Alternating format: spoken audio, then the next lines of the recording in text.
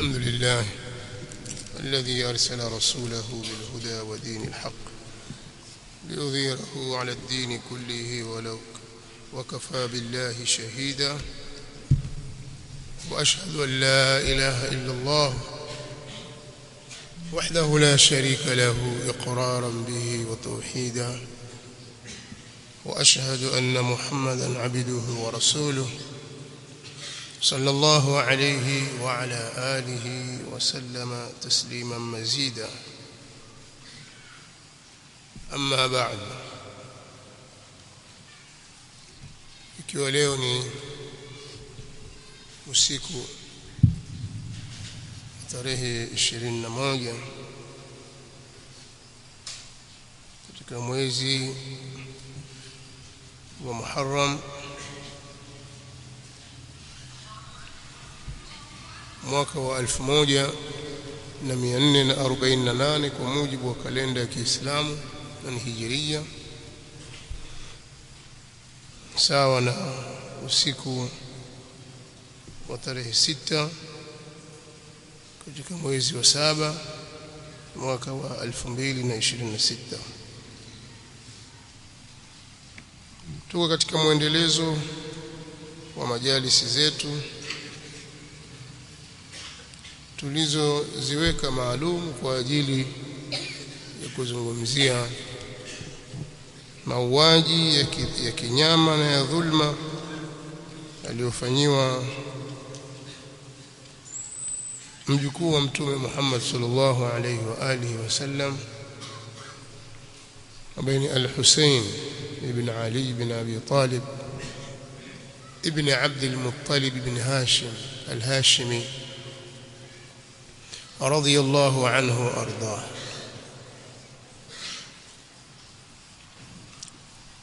Tulisema kwamba Al-Hussein ni katika ahlul bait, ni mwana familia ya Mtume Muhammad sallallahu alaihi wasallam, ni katika watu waliokuwa katika familia ya Mtume Muhammad sallallahu alaihi wasallam, ahlul bait. Mustalahu huu au neno hili, tamko hili limetumika sehemu mbalimbali katika Qur'ani, katika Sunna, kwenye vitabu vya lugha ya Kiarabu na vitabu mbalimbali vya sheria. Lakini kwa masikitiko ni kuwa watu wengi hawafahamu maana yake sahihi, maana sahihi ya neno hili na uhalisia wake, kiasi ambacho wanaweza kuwaingiza wanaowataka au kuwatoa wanaowataka. Au mtu akikaa haraka haraka kitajua ahlul bait, ajua kwamba hao mashia. Ahlul bait maana yake ni tofauti na hivyo unavyofikiria. Na watu wengine wakasema sisi tunawapenda ahlul bait, kumbe wachagua watu maalum kwa malengo maalum. Lakini si kweli kwamba wanaopenda ahlul bait kama tulivyoamrishwa na Mtume Muhammad sallallahu alaihi wa alihi wasallam, kama Uislamu unavyotaka. Watu wamejichagulia baadhi ya majina ya watu wakasema kwamba hawa ndio ahlul bait. Sasa kwa mkanganyiko huo tumeona tulizungumzia jambo hili. Hussein ni katika ahlul bait. Ahlul bait ni kina nani? Hussein radhiyallahu ta'ala anhu ni katika hao ahlul bait. Sasa maudhui kwanza ni pana sana, ndefu, yana kina kirefu maneno yake haishi haraka, lakini mimi nitafupisha maelezo katika baadhi ya nukta. Kwanza nitaeleza ni nini ahlul bait katika lugha ya Kiarabu na ni nini ahlul bait katika matumizi ya Qur'an, kadhalika katika matumizi ya sunna za Mtume Muhammad sallallahu alaihi wasallam. Ukilisoma neno ahli na neno bait, kila moja peke yake, neno ahli na neno bait. Neno ahli asili yake lina maana al-ahli peke yake, mke. Ahli mtu wa karibu wa mtu au jamaa yake katika familia. Pia ikisemwa ahli ikidhifishwa mahali fulani, mfano ikisemwa ahlul madhhab, wenye madhhab, makusudio ni mayudinu bihi, ni wale wanaoyafuata madhehebu haya. Ikisemwa ahlul islami, inakusudiwa wale wenye huu Uislamu ambao wanaufuata Uislamu. Ahlul kitabi, ahlu, inakusudiwa wale waliopewa kitabu katika Mayahudi na Manasara, ahlul kitab. Ahlul amri, ulatuhu, ni wale watawala wake, wenye kulitawalia jambo, kwa maana watawala. Wa ahlul bait sukanuhu, kiambo hawa ni watu wa nyumba hii, wakazi wake yani. Wa ahlur rajuli akhassu an-nasi bihi, ahli wa mtu ni wale wanaomhusu yeye, watu wake maalum wanaomhusu. Wa ahlu baiti an-nabii sallallahu alayhi wasallam azwajuhu wa banatuhu wa sihruhu, a'ni aliya. Ahlul bait wa Mtume sallallahu alayhi wasallam ni wake zake, banati zake, mkwewe yani Ali bin Abi Talib. Na pia imesemwa nisauhu au nisaun nabii warijalu alladhina hum ahluhu. Haya maneno ameyataja al-Imam Ibn Manzur katika Lisanul Arab, kielezea kuhusu ahli na pale inapodhifishwa. Na neno bait ni nyumba. Bait inaweza kuwa na maana ya nyumba. Bait pia inaweza ikawa ni ubeti katika shairi. Nikisema ahlul bait, kwa maana ukichanganya neno hili inakuwa mwana familia, wana familia katika nyumba yetu, ahlul bait. Hiyo ndiyo lugha ya Kiarabu, na pia imekuja namna hiyo matumizi ya Qur'an, kwa sababu ukisoma Qur'ani ambayo imeteremka kwa lugha ya Kiarabu iliyo fasaha, utaona neno ahli bait limekusudiwa wana familia wa nyumba fulani, akiwepo mama na watoto wake, baba, mama na watoto.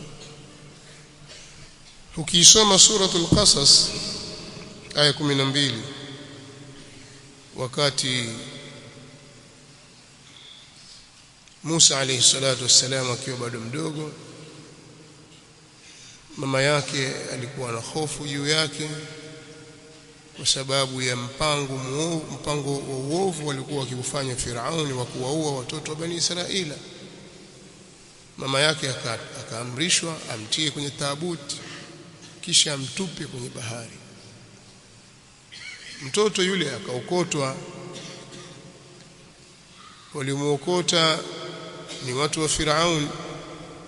Huyo muuaji, mtoto kaenda mpaka katika nyumba hiyo. sasa tumfanyeje? Wakajadiliana na mke wake. Qur'ani inaeleza mke akazuia asiuawe, kwamba wamfanye kuwa ni mwana wao, huenda akawasaidia akawanufaisha huko baadaye. Sasa mtoto bado mchanga atakiwa anyonye, wakaletwa wanyonyeshaji wote katika nchi ile. Mtoto yule, watoto wale wanyonyeshaji wote akawakataa. Musa bado mtoto mchanga anyonya, lakini wale wote akawakataa.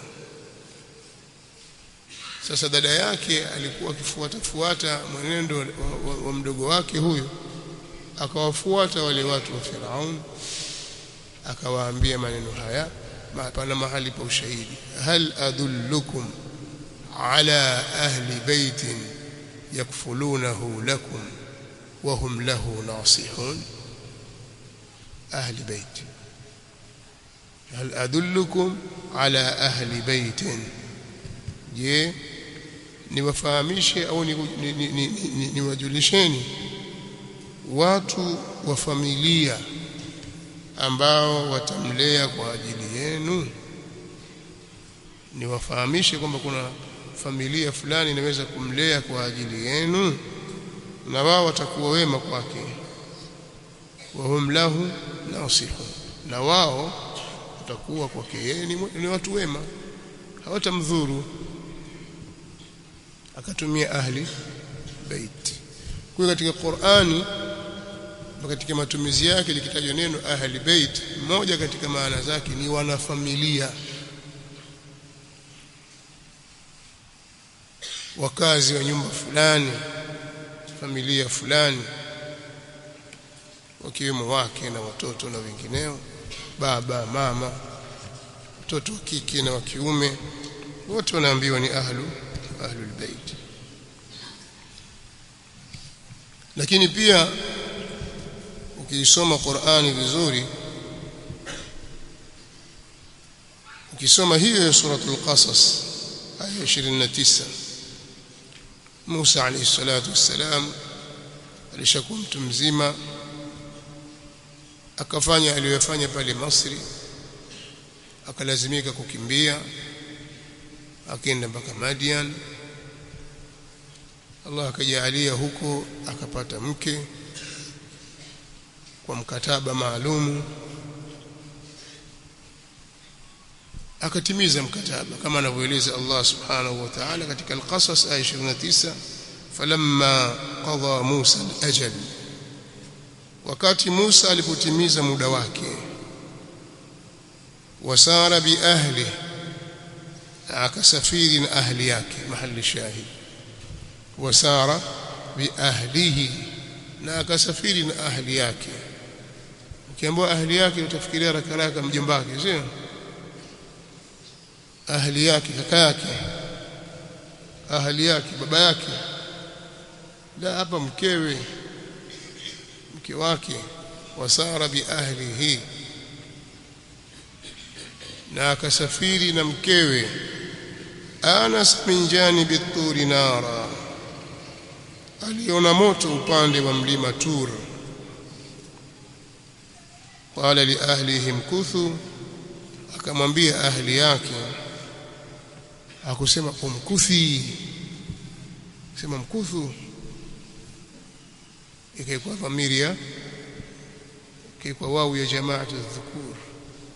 Akawaambia ahli zake, ngojeni, kaeni hapa, inni anastu nara, mimi nimeuona moto, bali kule kuna moto, la'alli atikum minha bi khabar, huenda nikawaletea habari kutoka kwenye huo moto, pengine pana watu pale, nitauliza pale, au jadhwatin minan nar, au huenda nikawaletea kijinga cha moto, la'allakum tastalun, ili mpate kuota moto baridi, taota moto hapa. Lakini mahali shahid, wasara bi ahlihi, na akasafiri na ahli yake. Kwa matumizi ya Qur'an, ikisema ahli rajul au ahli albayt, wanakusudiwa wale watu wake wa karibu na familia, akiwemo mkewe. Kadhalika Nabiullah Ibrahim alayhi salatu wassalam tufahamu kwamba alitembelewa na malaika wale walikwenda kwa Nabii Ibrahim, lakini walikuwa wanapita wanakwenda kwa Lut, wanakwenda kuwaangamiza watu wa Sodoma.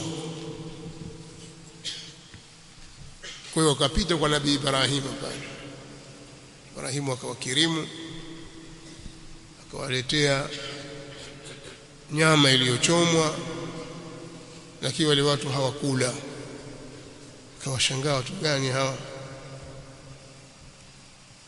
Katika mambo yaliyopita pale walitoa bishara kuwa Nabii Ibrahim ataruzikiwa mtoto kwa mke wake yule.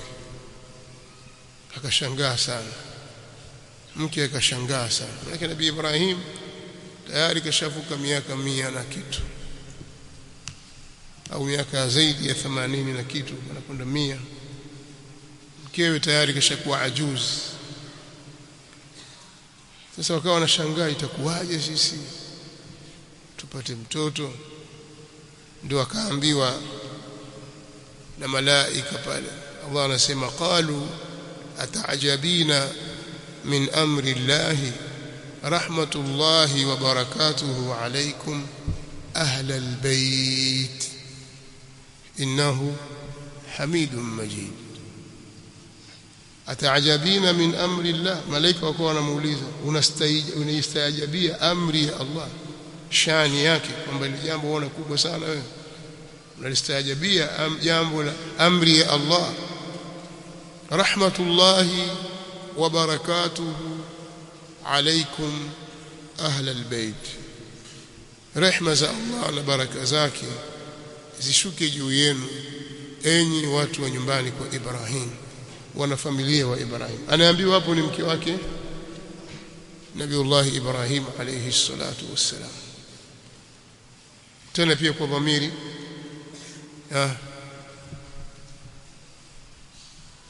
kuna alama jamii dhukuri hapa, alaykum ahla albayt innahu hamidun majid, hakika yeye Allah ni msifiwa mwenye kutukuzwa. Kwa hiyo kitazama matumizi ya Qur'an, utaona inawataja ahlul bait kuwa ni wale watu wa mtu, watu wake wa karibu, akiwemo mkewe. Huwezi kumtoa mke wake hata kidogo. Hiyo ndio Qur'an. Ukija katika sunna za Mtume sallallahu alayhi wa alihi wasallam, hadithi ameitaja al-Imam al-Bukhari katika sahihi yake. Kasome katika sahihi al-Bukhari, na walilahi alhamdu, wanafunzi wengi sahihi al-Bukhari wanayo, kwa ni kiasi cha kurudi na kwenda kusoma. Hadithi nambari 4793, hadithi nambari 4793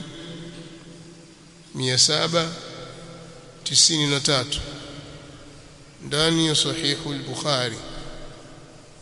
Hadithi imepokewa kutoka kwa Anas ibn Malik radhiyallahu anhu, amesema buniya ala an-nabiy sallallahu alayhi wasallam bi Zainab ibnat Jahsh radhiyallahu anha bi khubz wa lahm.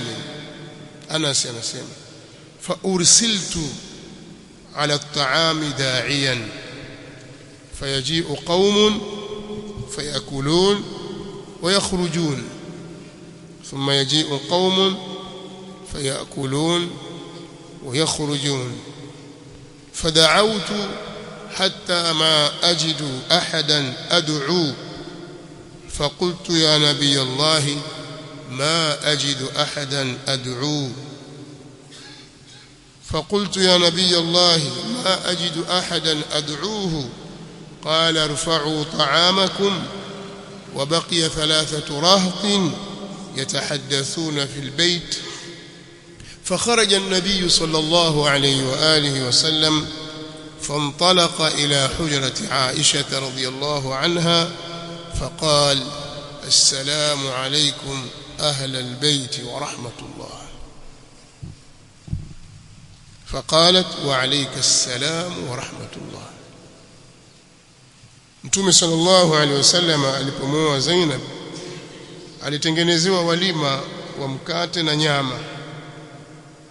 Anas yasema mimi ndiye nikatumwa kwenda kuwaita watu waje kula chakula. Ikawa watu wanakuja, wanaingia pale, wanakula, wanatoka. Wanakuja watu wengine, wanakula, wanatoka. Mpaka watu wakawa watu wote washakula, hakuna mtu mwingine wa kumuita. Nikamwambia Mtume wa Allah sallallahu alaihi wasallam, sipati tena watu wengine wa kuwaita. Sijawaona watu wamekwisha. Mtume sallallahu alaihi wasallam akawaambia, ondoeni chakula chenu hicho. Chakula kikaondolewa. Pale kuna watu watatu walibakia, wakawa wanazungumza. Mtume sallallahu alaihi wasallam akatoka akaenda nyumbani kwa Ummul Mu'minin Aisha radhiyallahu ta'ala anha. Alipofika akasema maneno haya, mahali shahid: assalamu alaykum ahla albayt. Nyumbani kwa Aisha radhiyallahu anha anasema assalamu alaykum ahla albayt wa rahmatullah, wa dhamiri ya kiume, lakini bihi hakusema alayki wala alaykunna. Maneno haya zingatieni. Assalamu alayki, hakusema hivyo, wala assalamu alaykun. Alisema assalamu alaykum ahla albayt. Ahla albayt, salamu iwe juu yenu enyi watu wa nyumbani kwa Mtume sallallahu alaihi wasallam, wa rahmatullah. Na akajibu wa alayka assalam wa rahmatullah. Hadithi nambari 4793 katika sahih al-Bukhari. Wakati wa hadithu al-ifk, walipokuwa wakieneza maneno ya uongo wale wanafiki kwa lengo la kumchafua Ummul Mu'minin Aisha radhiyallahu ta'ala anha, wakidhani wanamchafua yeye, kumbe wanamchafua Mtume sallallahu alayhi wa alihi wasallam kwa kumsingizia juu ya zina. Maneno yale yalimuudhi sana Mtume sallallahu alayhi wasallam. Akasema maneno haya, maneno katika sahihi mbili. Hadithi ameitaja al-Imam al-Bukhari rahimahullahu ta'ala katika sahihi yake kwa nambari 4750 ndani ya sahih al-Bukhari 4750, na sahih Muslim hadithi nambari 1720 katika sahih Muslim. Katika maneno aliyoyasema Mtume sallallahu alaihi wasallam huko akisikitika, anasema ya ma'shara almuslimin man ya'dhuruni fi rajulin qad balaghani adhahu fi ahli baiti. Enyi waislamu, kongamano la waislamu, makundi ya waislamu, nani atakayenipa udhuru nikimlipizia kisasi mtu ambaye umefikiria udhia wake kwa ahli baiti wangu? Ni nani atakayenipa udhuru nikimlipizia kisasi mtu ambaye udhia wake umemfikiria ahli baiti wangu, udhia wake umefika kwa ahli baiti wangu? Fa wallahi ma alimtu ala ahli illa khaira, na apa kwa Allah, mimi sikujua kwa ahli zangu isipokuwa khair. Pia katika matumizi ya sunna, neno ahlu baiti ina maana ya familia yake, wakiwemo wake, akiwemo mke. Hapa Mtume sallallahu alaihi wasallam aliposema ahli baiti alikuwa anamkusudia Ummul Mu'minina Aisha radhiyallahu ta'ala anha. Na huu ndio ufupi katika jambo hili, wa illa kama tutaamua kufuatilia ayat katika Qur'ani na hadithi za Mtume sallallahu alaihi wasallam, basi kingekusanyika kitu kingi na maneno yangerefuka kuhusu matumizi ya neno ahli au ahlul baiti likiwa linakusudiwa au na familia akiwemo mke. Wakati wa kusoma na kupitia baadhi ya vitabu, nilikitazama kitabu kimoja, ninacho kitabu siku nyingi, kinaitwa Ahlul Bait Simatuhum wa Huququhum fil Qur'an al-Karim, cha mshia mmoja akiitwa Jaafar Subhani, mshia muasir, yuko Irani huko. Amefikia martaba kwa wao kuitwa Ayatullah. Kwa ni mtu kwao ana nafasi kubwa sana. Kwa wao mtu akifikia kwenye martaba hiyo ana haki maalum anazopewa, kwa kuwa martaba yake ni ya juu sana kielimu na nafasi ya kisiasa. Sasa bwana ameandika, ana maandiko mengi sana ameandika katika kuyatetea madhhabi ya Shia Ithna Ashariya al-Jaafariya kama wanavyoita, na huwa anatumia falsafa nyingi sana,